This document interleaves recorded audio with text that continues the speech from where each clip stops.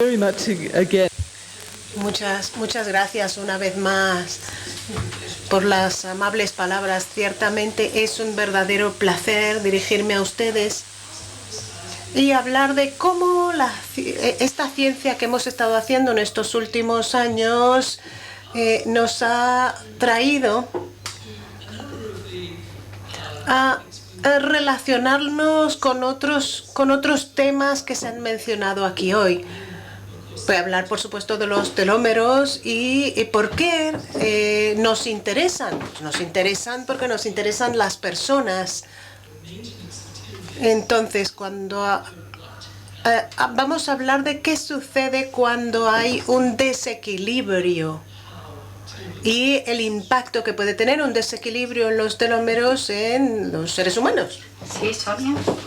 Y la influencia que esto puede tener. Pensemos en primer lugar en el marco, que por supuesto es el tema del que vamos a hablar hoy, en el marco de las enfermedades relacionadas con el envejecimiento. ¿Qué factores intervienen? Pues ciertamente toda una combinación de factores genéticos y no genéticos y la interacción existente entre ellos, que estamos entendiendo cada vez mejor. La idea es buscar la manera de mitigar el efecto de estas enfermedades relacionadas con el envejecimiento, sobre todo porque muchas de ellas tienen comorbilidades que están al parecer mucho más interrelacionadas entre sí de lo que se pensaba hace un tiempo. Tenemos muchos ejemplos de ello, pero yo sugiero que pensemos en una combinación que ya mencionaré hacia el final de mi charla. Me refiero a la combinación entre la enfermedad cardiovascular y sus factores de riesgo. Muchas de estas enfermedades que oímos mencionar, la enfermedad cardiovascular, la diabetes, los problemas cognitivos, se ha mencionado aquí la depresión, pues no son los únicos componentes, pero sí que son enfermedades muy relacionadas con los telómeros que se agravan con la edad. Hemos oído hablar de los famosos estudios de María Blasco, simplemente para subrayar el hecho de que la enfermedad cardiovascular es uno de los problemas más graves que se presentan entre los humanos con la edad. Entonces, vamos a hablar de los telómeros. ¿Qué son? Pues aquí tenemos una imagen de un cromosoma con los extremos en colores. Bueno, pues si vemos el ADN, esta es la estructura que tiene el ADN, la resaltamos aquí, que viene, esto es ciencia básica. Esto viene de estudiar las tetraimenas, que son unos organismos unicelulares que se han estudiado. No son relevantes en medicina, salvo por el hecho de que son cromosomas muy pequeños y nos permiten analizar el interior del cromosoma utilizando técnicas moleculares. Con esto se determinó que el ADN era un motivo repetitivo, que no es un gen, pero sí que está hecho de ADN. Y además en este organismo y en otros, como algunas bacterias, se empezó a detectar esta estructura muy general. Y bueno, estos son, digamos, los ladrillos con los que se construye el ADN, que son los cromosomas, de los que tenemos más de 10.000. Todo esto forma el andamio de las proteínas protectoras, que están muy bien estudiadas con sus nombres, etcétera.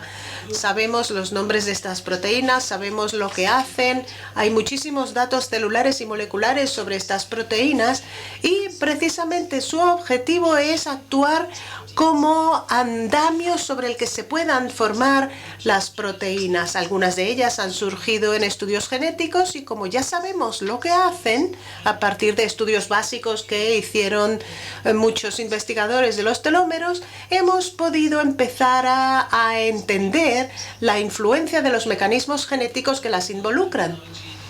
Hay un antiguo problema en la biología molecular que es la copia del ADN. Los cromosomas se van acortando constantemente. Eso era un problema que había que resolver y que se resolvió gracias a la posibilidad de hacer un ADN sintético con una reacción bioquímica. Barsh produjo una cadena de ADN por métodos bioquímicos, generando la mezcla adecuada de sustancias, y gracias a ello se pudo demostrar en un trabajo que hicimos en los años 80 que sí que se podía alargar la cadena del ADN. Por cierto, esta es Carol Greider, que lleva ahí un sombrero de Mickey Mouse de Disneylandia. Lo que pasa es que son estudios que hicimos cuando éramos muy jóvenes, bueno, jóvenes y audaces. Y aquí tenemos una imagen más clara de los extremos de un cromosoma, y esto es lo que se ve en estas series. Esto es una enzima que está hecha de ARN y proteína. El ARN es una plantilla específica que se utiliza para establecer las reglas de cómo se añaden al extremo del cromosoma los nucleótidos. Eso es básicamente lo que se hace. Y si hay suficiente enzima de esta, se siguen dividiendo las células, pero no se reducirá la longitud de la célula si el telómero puede mantener el ritmo y mantener el nuevo ARN para compensar este proceso de acortamiento del cromosoma. Esta reducción, por ejemplo, se produce por oxidación o por reducción. Entonces, no es solo al copiarse la célula, sino que incluso por reducción o por oxidación se puede producir un acortamiento del cromosoma. A la larga, si no hay suficientes telómeros para proteger el extremo del cromosoma, se va acortando. Lo que sucede es que las células humanas se dividen constantemente, y esto es lo que me permite presentar el tema del que vengo a hablar.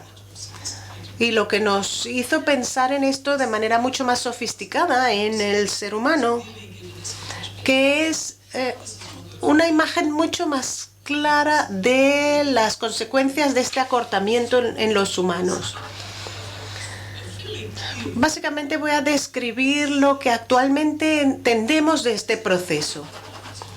Si no tenemos suficiente telomerasa, si no logramos compensar esta replicación incompleta o este proceso de acortamiento, se produce un desequilibrio y las células se van acortando constantemente. A veces esta reducción, si es por oxidación, por ejemplo, es muy rápida, y si el telómero no puede o la telomerasa no puede compensar esta pérdida, hay que enviar a la célula una señal para que deje de dividirse. Y claro, muchos científicos empezaron a preguntarse si esto tenía que ver con el envejecimiento, pero tardaron mucho en entender cómo funcionaba esto en los seres humanos. Ahora lo entendemos mucho mejor. La división celular, pues los telómeros son como unas puntitas protectoras, como las que tienen los cordones de los zapatos. Son esa puntita protectora que protege el cromosoma, y si el cromosoma pierde esa punta protectora, pues empieza como a deshilacharse.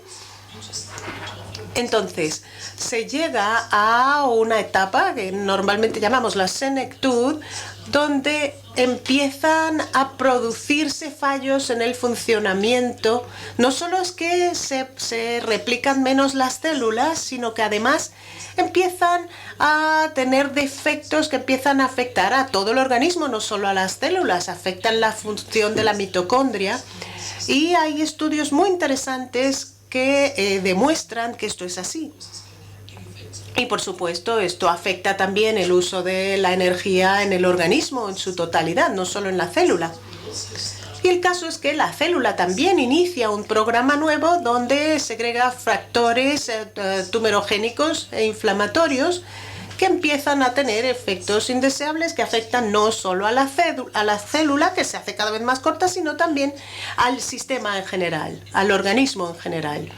Y esto puede conducir a una inestabilidad genómica que podría ser uno de los factores que contribuye con el desarrollo del cáncer. Entonces, como vemos, pues hay un gran potencial para que las cosas salgan mal. Hablemos ahora del tema inflamatorio. Aquí tenemos una imagen de una célula con su mitocondria y con la producción de energía que se muestra en esta imagen en verde. Los cromosomas son la parte morada del núcleo. Entonces, veamos uno de los 92 telómeros de esta célula. Si se acorta, y se acortará a través de este proceso de acortamiento, empiezan a producirse los problemas, porque ese telómero, que ahora es más corto, empezará a generar un montón de cambios en la célula. Es ahora un telómero sin su punta protectora, por así decirlo, y empieza a generar mecanismos moleculares que están muy bien estudiados, aunque no los vamos a discutir aquí, y que hacen que la mitocondria no funcione tan bien como antes y que empiece a producir especies de oxígeno que hacen al telómero mucho más susceptible al daño por oxidación, que a su vez puede exacerbar su acortamiento. Se establece entonces un círculo vicioso que genera factores inflamatorios y que a su vez se afectan a la célula y a su entorno, lo que se segregan factores inflamatorios que vuelven a iniciar el ciclo. Entonces, el acortamiento del telómero durante la vida humana, pues al nacer tenemos aproximadamente estos 10.000 elementos de construcción, ladrillos, podríamos decir, pero al final de nuestra vida tenemos aproximadamente la mitad. Y alguien diría, hombre, pues la mitad no está mal, pero desgraciadamente no es suficiente, porque cuando se produce este acortamiento crítico y cuando tenemos aproximadamente 3.800 nucleótidos, ya una célula tiene un telómero demasiado corto. Entonces, pues con 5.000 nucleótidos no estamos tan cerca de ese límite mínimo. El caso es que esto tiene el potencial de convertirse en un problema grave. Muchas células humanas suelen tener telómeros o una cantidad de telómeras limitada. La célula se va acortando a medida que envejecemos, incluso las poéticas células madre se van acortando a lo largo de la vida. Y sabemos en los estudios biológicos que eso es lo que produce la senectud. La pregunta es si esto se relaciona a la extinción de la vida humana, es decir, si se relaciona con el momento de la muerte. No sé, ahora la expectativa de vida en los países desarrollados es de unos 80 años, que es un marco bastante amplio para que se produzcan todos estos procesos. Y la pregunta es, ¿cómo funciona esto? ¿Cómo se consume la vela de la vida humana? Y claro, a partir de allí surge la pregunta de cómo podemos retardar este efecto y cómo nos ayuda la telomerasa. Pues en realidad se sabe mucho del mecanismo de control de la telomerasa. Está muy bien controlado, salvo en algunas áreas donde se da mucha replicación celular, como entre las células madre, las que renuevan la piel, el pelo, el intestino, el sistema inmunitario y demás tejidos. En estos casos se puede activar la telomerasa de manera regulada para lograr un mantenimiento de esta producción celular. Y luego el linaje de esas células puede tener buen mantenimiento de la telomerasa, con lo cual se pueden seguir produciendo nuevas generaciones. Pero también hay muchas otras células que tienen muy poca o casi ninguna telomerasa. Y esa es la base del desequilibrio. No se trata de hay o no hay, se trata de toda una gradación. Veamos entonces, si no se pueden mantener la telomerasa, la importancia que esto tiene. Pues hay un gen que codifica parte de la producción de la telomerasa, que es el TR. Si el gen TR muta y tenemos una mala copia del original, pues a veces la célula madre o la célula abuela va a empezar, o si es en un caso familiar de padres, abuelos, pues si se produce una mutación en la que el hijo tiene telómeros más cortos que el padre y que el abuelo. Y el tipo de enfermedades que se producen no necesariamente son todas las mismas. Tal vez en esta familia pues el abuelo ha tenido algún tipo de fibrosis, el padre puede tener alguna anemia plástica y el hijo puede tener alguna enfermedad de la piel como queratosis congénita. Es decir, la naturaleza de la enfermedad varía, pero se debe a un solo cambio molecular producido por una mutación. Pues entender ese proceso es fundamental. Esto es parte de lo que nos explica María Blasco, que nos ha prometido explicarlo claramente. Pues bien, esto es un aspecto hereditario muy interesante, pero recientemente se ha descubierto otra cosa muy interesante. Supongamos que uno de los padres tiene telómeros muy cortos y que a través de la línea genética los hereda el hijo. Bueno, hay trabajo de Mary Amanius y Carol Graeber que empezaron a trabajar con animales y que ahora están estudiando familias humanas. ¿Qué sucede si el hijo de padres con telómeros muy cortos, digamos una madre que ha tenido telómeros muy cortos y tiene una mutación y el hijo recibe también el gen no acortado, pues el hijo va a tener un genoma normal? Aún así va a tener telómeros muy cortos y va a tener síntomas muy reales, aunque menos graves. Entonces, tener telómeros acortados ya es en sí mala noticia para los humanos. Y además los telómeros no se recuperan a pesar de que el niño haya heredado los genes más adecuados o más favorecedores.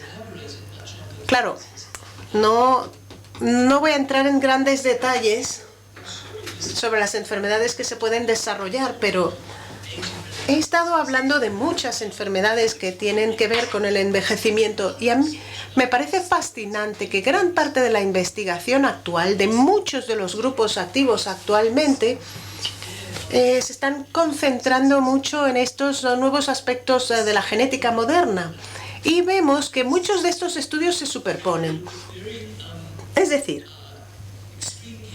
si estudiamos casos muy extremos de niños que ya nacen con enfermedades porque monogenéticamente les falta una copia de un gen para la telomerasa o para la proteína protectora del telómero, si al niño le falta esto, o a los padres o a los abuelos, si el niño lo hereda, pues se va agravando la mortalidad a medida que avanzan las generaciones de esta familia. La mortalidad se presenta a una edad cada vez menor. Es decir, la célula se agota mucho antes, es más propensa a la infección, a la fibrosis, a ciertos tipos de cáncer. Ninguno específico, pero son muy propensos a sufrir de cáncer, de problemas cardiovasculares y además ahora se ha demostrado en humanos que estos niños suelen tener también un riesgo más alto y más temprano de diabetes y en estudios todavía más recientes se ha determinado que algunas enfermedades neuropsiquiátricas son también consecuencia de esto. Es una causalidad estrechamente relacionada o claramente demostrada. Pero, ¿qué sucede en el resto de nosotros? El envejecimiento de la población. Pues, en la población en general se ha mostrado una asociación similar. Es decir, sabemos que el acortamiento celular puede generar enfermedades.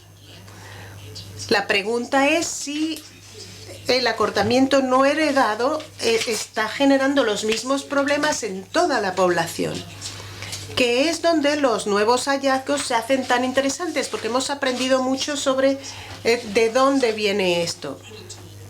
Muchas veces no damos crédito a todos los grupos pequeños que estudian cada uno de estos aspectos y gracias a cuyo trabajo podemos lograr importantes conclusiones en este campo. Way that we don't think this is the whole thing. We don't think, this is the answer to all aging. And of course we know there are many other factors, genetic and non-genetic, that play into these risks for aging-related diseases, which is really the things we care about with aging. We don't care that the years go by. We care that we have these risks for these various sorts of human conditions. And, by the way, I will say that sometimes a two-way street. There's good evidence, for example, that depression is actually more and more depression and more years and more severity. That is now retrospectively, when you look at those histories of depression, you see shorter and shorter telomeres. There's no doubt two-way feedbacks as well. So just to say, well, what have we learned? Okay, so let's step back and look at 100,000 people in California, measure telomere length just by a good average telomere length measure. We're measuring a bunch of cells, but we're looking at them as a group. Hicimos una serie de cosas y las medimos de forma muy exacta. Hemos construido un robot para ello y hemos analizado un gran número de células, de 100.000 personas. Este fue un estudio muy grande, aquí tenemos todo el estudio, y nuestra parte, que consistía en medir la longitud del telómero, era una parte muy pequeña de toda esta cohorte presidida por Kathy Schaefer y, bueno, de Kaiser Permanente, que es una compañía de seguros de salud de California, donde tienen muchas historias médicas, mucha información de encuestas, muchas muestras biológicas, mucha capacidad. Y Neil Rich, de la Universidad de California en San Francisco, que es un experto en genética humana, ha hecho otros estudios, ¿no?, genéticos y de todo tipo. Bueno, la parte que hicimos nosotros sobre la longitud de los telómeros fue una parte pequeña del trabajo, pero les voy a mostrar una parte de nuestro trabajo. Todo esto está en bases de datos, por cierto, para que toda la comunidad mundial se pueda beneficiar de todos esos datos, aunque todavía seguimos introduciendo datos porque son muchos, ¿no? Veamos la edad.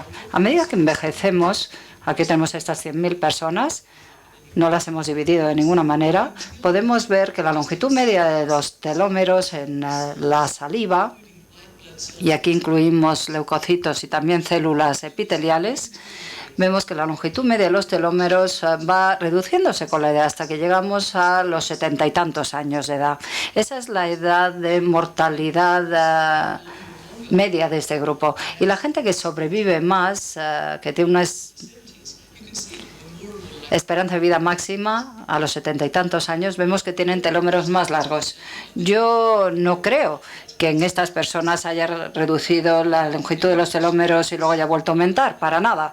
Pero sí que indica que estas personas probablemente tuvieron telómeros más largos a lo largo de toda su vida. Y esto lo aprendimos en otro estudio, donde vemos una imagen mucho más realista de la variación en la longitud de los telómeros. Lo que hemos usado aquí son las medias y el error estándar de las medias, de los promedios. Y esto nos da mucha confianza porque son muchísimas muestras. Cada punto de datos cuenta con al menos 500 personas detrás que contribuyen a ese punto de datos. Pero claro, la variación es muy superior. Así que veamos ahora la variación en este otro estudio.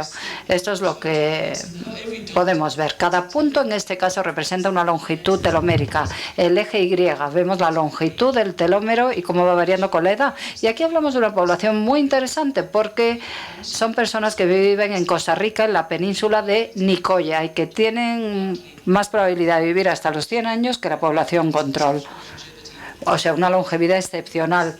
Y lo que podemos ver es que cuando son mayores tienen telómeros más largos comparados con la población control de Costa Rica. Pero una vez que llegan a los 95 o 105 años, todos convergen, lo cual encaja con la idea de que hay una ventaja de supervivencia que hace que estas personas tengan una mayor longevidad cuando tienen mayores telómeros o más largos telómeros a lo largo de toda la vida. Como vemos aquí, la edad en este caso es un factor que contribuye muy poco a la longitud de telómeros. Cualquier persona de 60 años puede tener cualquier tipo de longitud de telómero. Y esta es la realidad a la que nos enfrentamos. Pero a nivel poblacional, la verdad es que las estadísticas son muy interesantes, como he visto. Y esto es lo que vemos cuando vivimos entre hombres y mujeres. Lo más fascinante es que en el estudio Kaiser permanente, en las mujeres después de la menopausia, vemos que baja la longitud y luego vuelve a aumentar a partir de los 70, tanto en hombres como entre mujeres.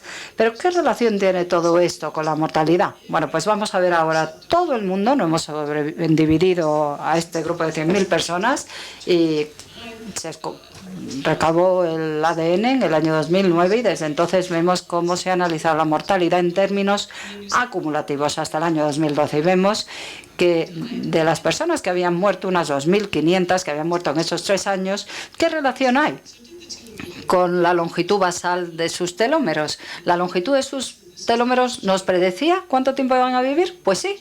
Y si vemos a las personas del cuartil inferior en cuanto a longitud telomérica y vemos su probabilidad de morir relacionada con un punto de referencia de 1, entonces vemos que todos los que tienen telómeros más largos tienen una probabilidad de 0,8. Lo interesante de todo esto es que esto no cambió cuando lo ajustamos en relación con una serie de factores que afectan a la longitud de los telómeros, como la edad, el sexo, la raza, la educación, los años de fumar, alcohol, etc. Medimos todo esto y vimos la relación que había con los telómeros. Y al hacer un análisis multivariado parece que no había relación. Por lo tanto, parece que el hecho de tener telómeros cortos es el factor que más predice la mortalidad en esta población general. Si están en el cuartil inferior, bueno, pues eso ayuda. Y esto es un hallazgo muy interesante. Ustedes dirán, pero qué locos están estos californianos. En Europa no pasa lo mismo. Bueno, el estudio de Copenhague, que se publicó a principios de este año, bueno, voy a presentar sus datos expresándolos de la misma manera que el anterior. Ellos analizaron un mayor tiempo de seguimiento, pero la edad media es esta que vemos aquí, 7 años.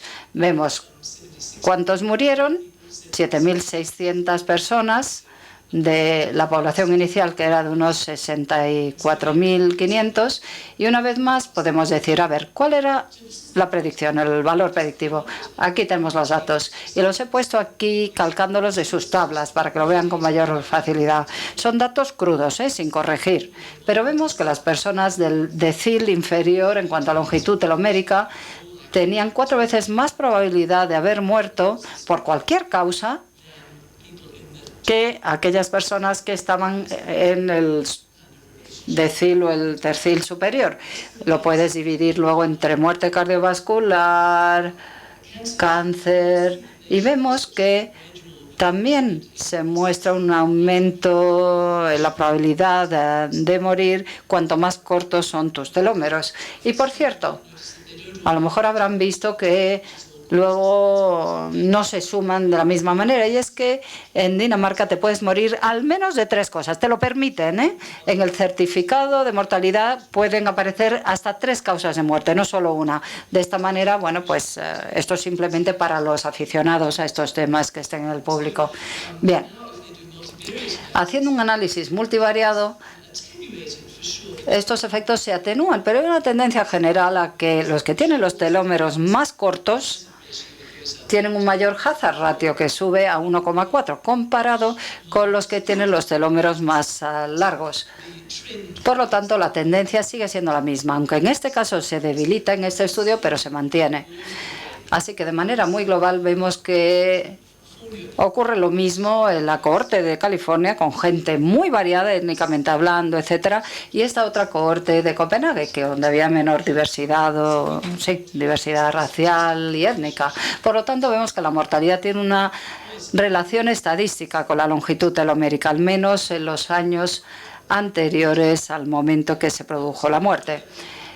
Lo que he intentado decir hasta ahora es que, bueno, todo eso está muy bien, el mantenimiento de la longitud de los telómeros es muy importante. Recordaréis la historia del Dr. Jekyll y Mr. Hyde, donde, bueno, hay una cara buena y una cara nueva.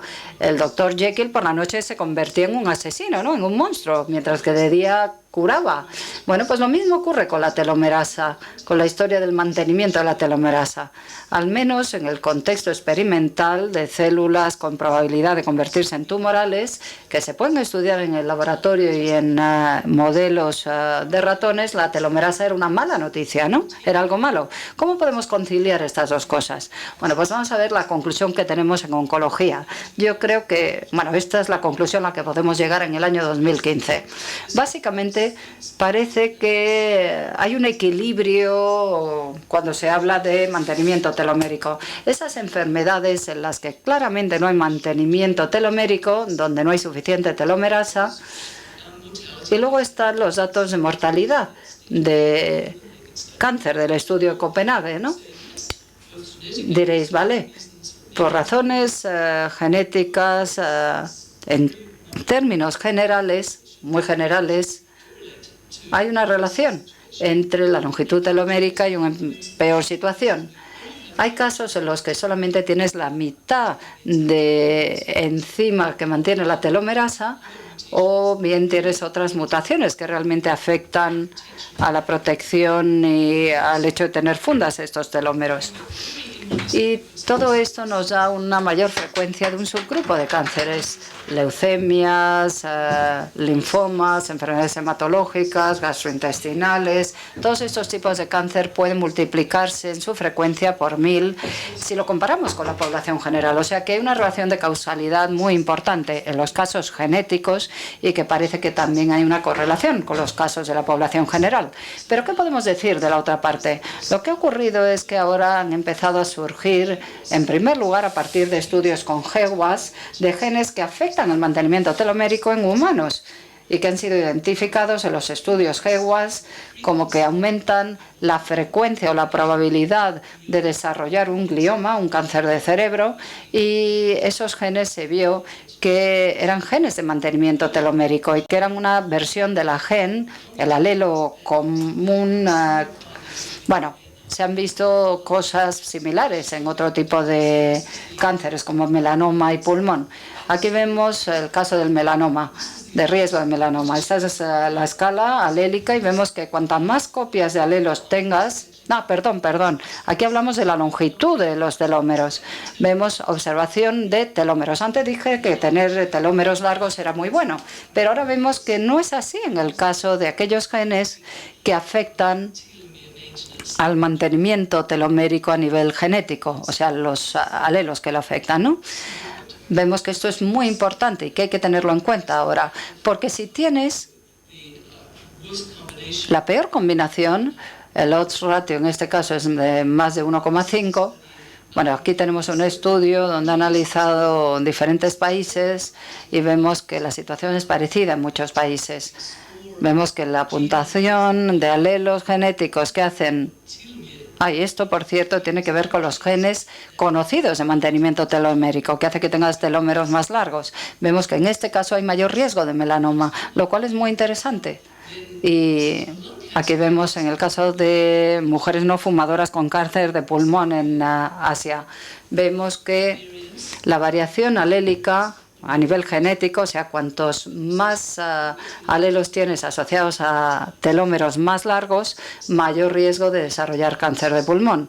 Y aquí vemos de nuevo más datos. Vemos que el riesgo aumenta cuanto mayor la longitud telomérica. O sea que esta es la situación a la que nos enfrentamos ahora. Sabemos que el acortamiento telomérico no es bueno, pero también vemos situaciones...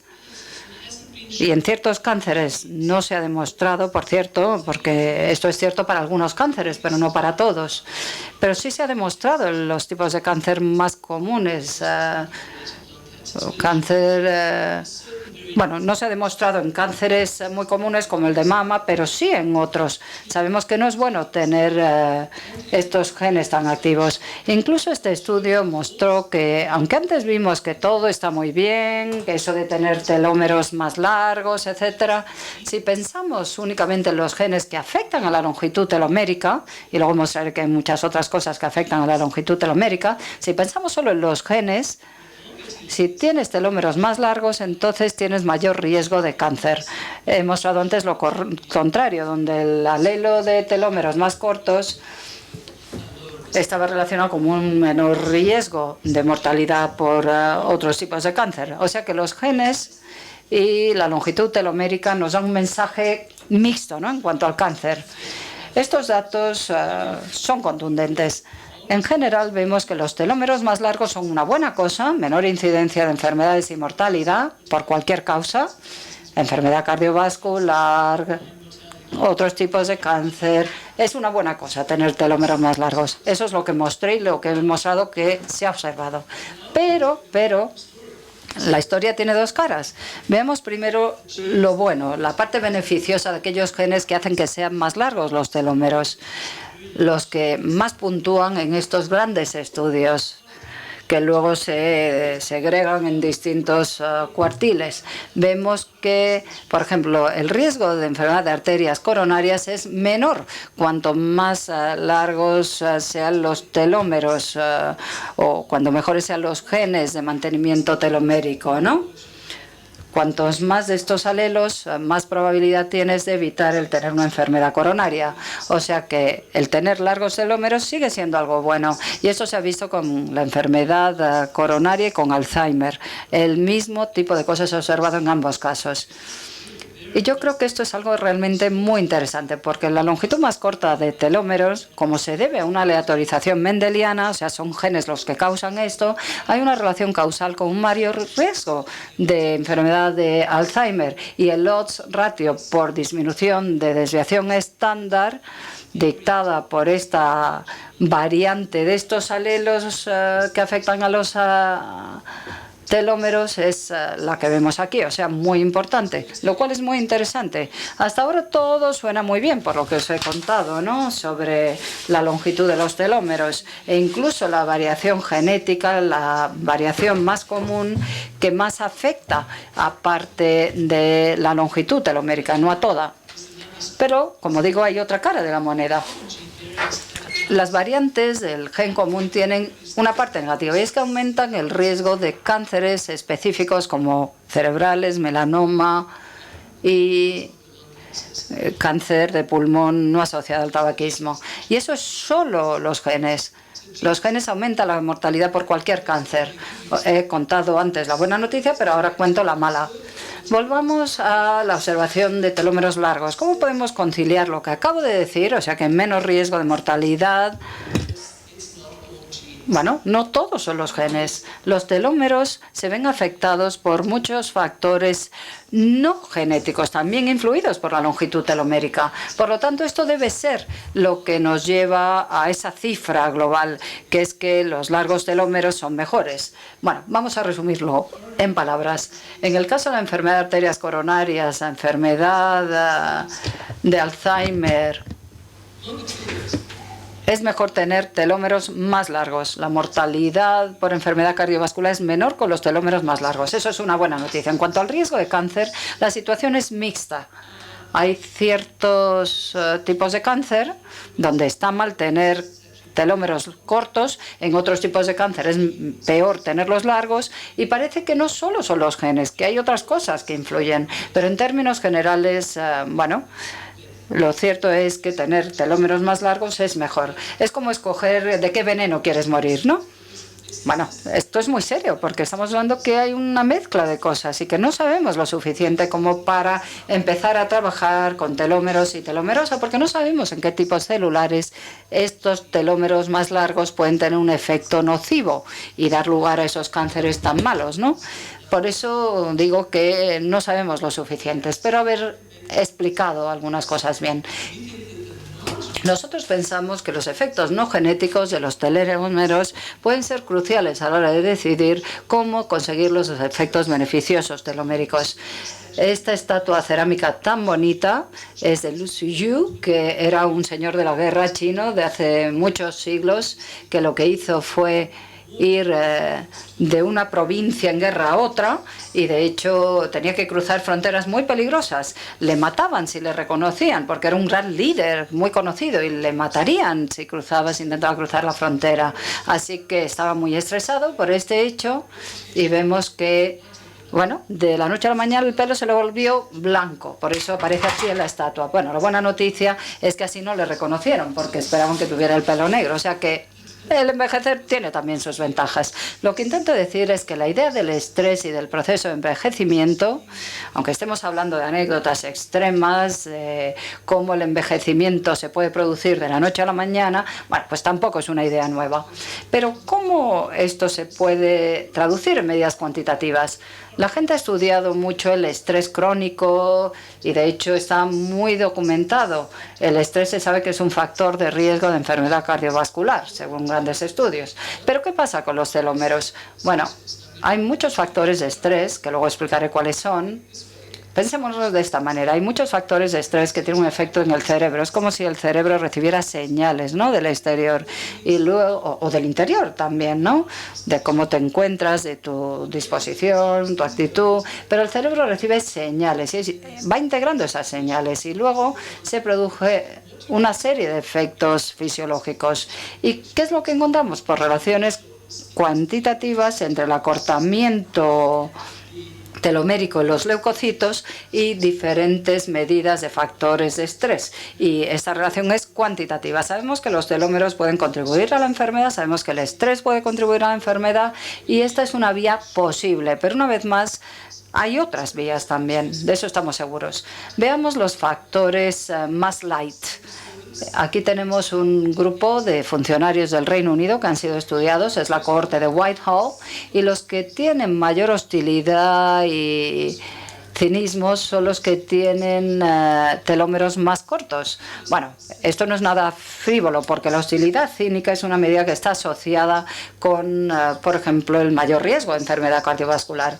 Hay muchos estudios, y aquí pongo algunos como ejemplos, porque no dejan de hacerse estudios, esa no es una lista exhaustiva, de muchos factores de estrés asociados a unos telómeros más cortos en términos cuantitativos en adultos. Incluso la manera en que una persona percibe el estrés, por ejemplo, un niño que tiene a un miembro de la familia enfermo durante muchos años, la depresión, tanto la duración como la severidad, tiene un efecto.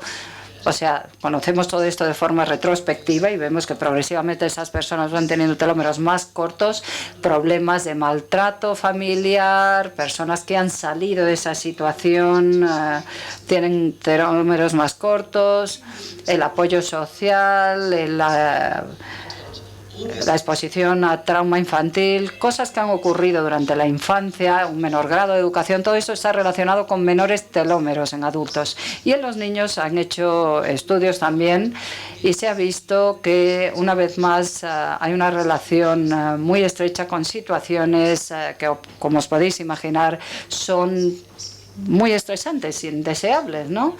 E incluso si un niño es muy nervioso, la reactividad autónoma y adrenocortical en niños en guardería está relacionada con telómeros más cortos. Y aquí hemos visto que a nivel intraútero la exposición de la madre durante el embarazo a factores de estrés psicológico muy agudos se refleja en el hecho de que sus neonatos tienen telómeros más cortos. Incluso en un estudio muy pequeño, en otros casos se ha demostrado.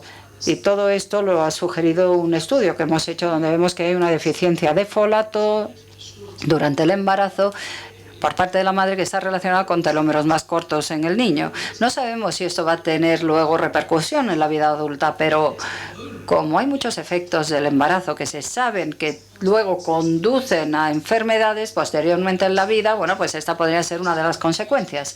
Cuando hablamos del estrés psicológico crónico está relacionado con el impacto de la enfermedad y con un menor mantenimiento telomérico. Y aquí vemos un esquema, pensamos que al menos esta es una de las vías que existe, que podrían haber otras, por supuesto, otras vías fisiológicas que puedan afectar a la enfermedad. Seguro que esta no es la única. Y también sabemos, primero, por los estudios de severidad y duración de la depresión, que eso va a tener un mecanismo de feedback. Como sabemos, hay 3 tipos de candidatos. Puede ser a nivel bioquímico, a través de las hormonas del estrés, que está relacionada con el acortamiento del telómero. Luego también factores inflamatorios sistémicos, estrés oxidativo. Todos estos actúan a través de distintas vías. Hay muchas vías posibles que podemos identificar sobre la base de muy buenos estudios in vitro, in vivo, y cada una de estas flechas se basa en algún tipo de configuración experimental, en células o en modelos de ratones. Pero ¿qué podemos decir de los humanos? Bueno, está muy bien el centrarnos en un paso de esta cadena, pero eso no sirve de nada en humanos. Por eso todavía tenemos mucho que aprender, pero también tenemos muy buenas pistas sobre las vías directas que podemos empezar a analizar. En cuanto a la enfermedad cardiovascular, les recuerdo este estudio que se realizó hace algunos años, donde el tamaño de los telómeros está relacionada con la probabilidad de distintas formas de enfermedad cardiovascular en los siguientes 10 años. Esta es una cohorte europea y vemos que los telómeros cortos predicen la enfermedad cardiovascular, pero vemos que los genes que afectan al mantenimiento telomérico, esos alelos afectan al riesgo de que desarrolles una enfermedad coronaria, y se sabe que una relación causa-efecto. Yo creo que sería una buena interpretación, ¿no? Lo que hemos visto hasta ahora es muy estadístico, pero ahora me gustaría decir que quizá podríamos utilizar este tipo de información no para analizar a la población general, lo cual es muy informativo desde el punto de vista de salud pública y para los políticos, pero a título individual no es tan útil. El decir que tu riesgo de morir aumenta un 20%, pues tampoco te va a impresionar, ni va a impresionar a mucha gente, ¿no? La verdad, el simple hecho que te digan eso. Pero ¿qué podemos decir de la combinación de factores? Hay un ejemplo muy interesante en algunos pacientes con cáncer de vejiga. Voy a terminar con esto. Se hizo un diagnóstico en Texas, en el MD Anderson. Hicieron un seguimiento de pacientes con cáncer de vejiga y en el momento del diagnóstico se les estratificó entre personas deprimidas pero con telómeros largos en sus leucocitos, o personas sin depresión pero con telómeros más cortos, o lo que no tenían ni una cosa ni otra, ni depresión ni telómeros cortos, o ambas cosas, telómeros cortos y depresión. Esto se evaluó en el momento del diagnóstico. Todos tenían cáncer de vejiga y luego se vio qué había ocurrido con ellos. Analizaron la mortalidad en los años siguientes, y esta es la versión técnica, y esto es simplemente para mostrar que hicieron un ajuste en relación con todos los factores relevantes como edad, etnia, sexo, etcétera. Pero veamos ahora los datos de una manera más gráfica. Estos son los mismos datos, pero los vamos a ver de una manera más humana, digamos. Tenemos 441 pacientes muy diversos, pero todos tenían cáncer de vejiga, se les había diagnosticado, y ahora la pregunta es, 2 años y medio después, ¿quién había muerto? Si solo tenían depresión, o si solo tenían telómeros cortos, o si no tenían ninguna de las dos cosas, bueno, pues la verdad es que la situación era bastante parecida estadísticamente hablando. Esta era la fracción de pacientes, los que aparecen en negro son los que habían muerto después de 2 años y medio. Pero ¿qué pasaba si tenían telómeros cortos y depresión? Bueno, pues aquí podemos ver enseguida que es impresionante. Y a los 5 años, porque yo creo que es un hito muy importante en el cáncer, ¿no? 5 años después del diagnóstico. Bueno, pues una vez más hicieron una corrección teniendo en cuenta las otras variables que pueden ayudar a explicar la situación, y una vez más vieron las personas después de 5 años que habían muerto. Hombre, había más que habían muerto de los que tenían solo depresión o solo telómeros cortos o ninguna de las dos cosas. Vemos que habían muerto más, sí, es verdad, pero en cuanto a los que tenían las dos cosas, telómeros cortos y depresión, todos habían muerto, lo cual significa que si pensamos en la mortalidad de pacientes con cáncer de vejiga, la depresión por sí sola no es un buen predictor, ni tampoco telómeros cortos, pero cuando unimos las dos cosas, la combinación es mucho más convincente. Con lo cual, yo creo que, bueno, simplemente propongo la idea para que lo estudiemos en otra cosa. Vamos a combinarlo, por ejemplo, con algo que muchos de vosotros estaréis interesados, con otro tipo de enfermedades cardiológicas. La depresión está claro que es un factor de riesgo en la enfermedad cardiovascular, pero ¿qué ocurriría si combináramos la longitud de telómeros con este otro factor, la depresión? Aquí tenemos una imagen que nos muestra que, de hecho, hay un factor que interviene, que hay muchos pequeños factores que intervienen en el riesgo de desarrollar estas enfermedades tan importantes. Y la atrición telomérica es una de las cosas que participa, es uno de los factores. Y también tiene un aspecto muy satisfactorio, y es que empieza a tener sentido pensar en este tipo de comorbilidad, esta probabilidad de que si tienes una de estas patologías asociadas al envejecimiento, como la cardiovascular, eso significa que tienen más riesgo de depresión o de diabetes también. Por lo tanto, como hemos oído antes, de los factores de riesgo en trastornos cognitivos, demencia y Alzheimer y enfermedad cardiovascular, bueno, este factor, la atrición telomérica, es un factor que influye en todo eso. Por lo tanto, podemos empezar a entender estas relaciones, y sería muy interesante entender también los procesos inflamatorios que podrían formar parte de la causa de todo esto. ¿Qué podemos hacer al respecto? Pues aquí tenemos una lista. Estos son estudios de observación múltiple que asocian el acortamiento telomérico y el buen mantenimiento telomérico con algunos de estos factores de riesgo. La buena noticia es que algunos factores hay cosas que podemos hacer. Y actualmente hay muchos más estudios de intervención que nos permiten ver hasta dónde estos factores, que incluyen la educación, pueden mejorarse. Por ejemplo, el ejercicio, el tipo de ejercicio que se hace. Mientras más ejercicio, más largos los telómeros. Es un estudio que se hizo con aproximadamente 1000 personas. Los patrones del sueño también se asocian con telómeros más cortos. La reducción del estrés en estudios de observación pues también se asocia a telómeros más largos. Y también está el factor omega 3. Lo pongo aparte porque es uno de los componentes que se han estudiado. Por ejemplo, en una dieta que no sea tipo mediterránea, porque la dieta mediterránea va muy bien en cuanto al mantenimiento de los telómeros, pero en una dieta que incluya menos omega 3, pues hay una mayor reducción del telómero. Entonces hay varios factores que podemos intervenir, y creo que ninguno de ellos se había asociado en el pasado con un aumento en la probabilidad de cáncer, con lo cual sería muy interesante estudiar además la interacción entre estos factores. La pregunta es, ¿podríamos, digamos, prolongar el periodo de salud hacia una edad cada vez mayor? No para hacernos inmortales, pero sí tener cada vez más salud en los años avanzados al extender el mantenimiento del telómero. Pues esperamos que sí. Hay muchísima gente fantástica con la que he interactuado, tanto en mi laboratorio como fuera de él. No he podido hacer la lista completa porque son muchas personas que han colaborado, pero sí quería sobre todo agradecer a Joelyn, que me ha ayudado mucho en estudios con cohortes en humanos, para hacer el análisis telomérico y estudiar todos estos factores. Y con ello me despido. Muchas gracias.